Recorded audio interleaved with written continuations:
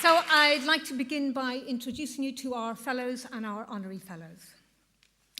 Rose Bruford College of Theatre and Performance is pleased to award fellowships and honorary fellowships to 3 distinguished individuals who have made exceptional contributions to the worlds of theatre and the arts. Our new fellows are graduates of Rose Bruford College, and our honorary fellows are practitioners who have made a significant relationship with the college. Firstly, Lin Coghlan. Lin Coghlan is from Dublin and trained at Rose Bruford College. She has written widely for the theatre, including Apache Tears for Clean Break, the winner of the Peggy Ramsey Award, Kingfisher Blue from the Bush Theatre, Waking at Soho Theatre, and The Miracle at the National Theatre. Lin's work for the screen includes First Communion Day, BBC Films, winner of the Dennis Potter Play of the Year Award, Electric Frank, BBC Films, winner of the Leopard of Tomorrow at the Locarno Film Festival, and Some Dogs Bite Back, BBC and Kindle Entertainment.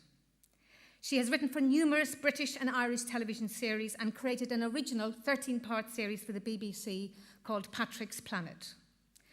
For 2 years, she worked as a lead writer on Lionhead Studios' Microsoft Project Milo for Xbox 360, creating, storylining, and writing a character-driven gaming experience to complement the emerging and groundbreaking Kinect technology.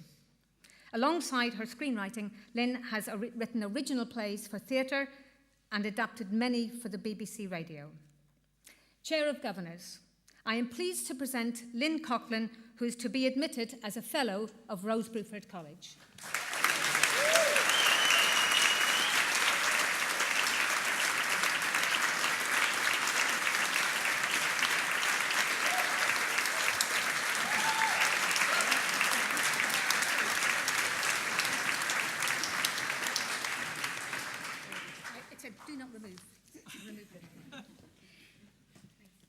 By virtue of the powers invested in me, I am delighted to admit Lin Coghlan as a Fellow of Rose Bruford College. Thank you very much.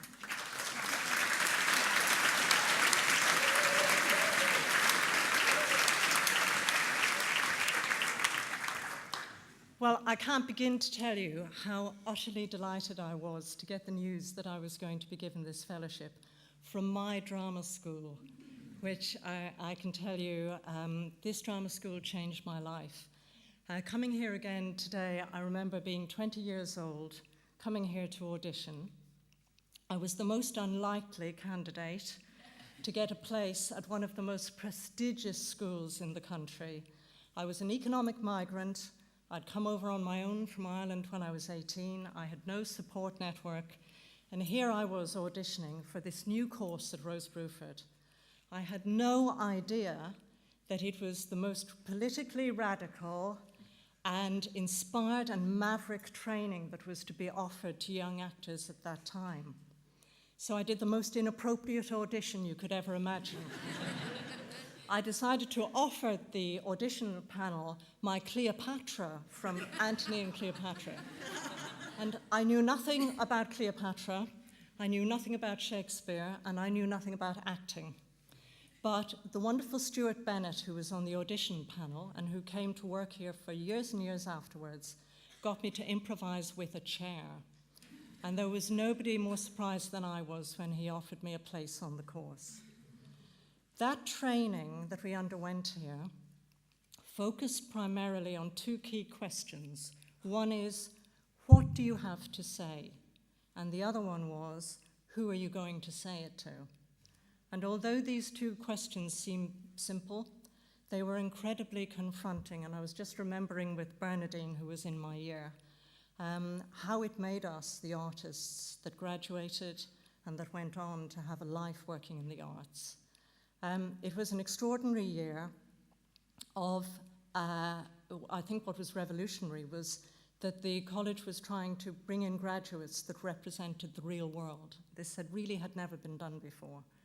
So we had working class students, black students, gay students, many women. This just hadn't been done before. And the work that came out was extraordinary. So I'd just like to end by saying, it's said that we read books to know that we're not alone. I think we see plays and other dramatic stories to be subtly asked the question, how should we live? And we go away when we see talented actors, talented directors and writers model for us different ways of living, and then we go away thinking about that for ourselves. This question, I think, is sorely needed today. And you are the generation who will take on the baton and hold the lantern high and go out into the world asking these questions. And you couldn't have a better job, and that's from someone who's lived to tell the tale. So thank you, Rose Bruford, and good luck, graduates, on the journey to come.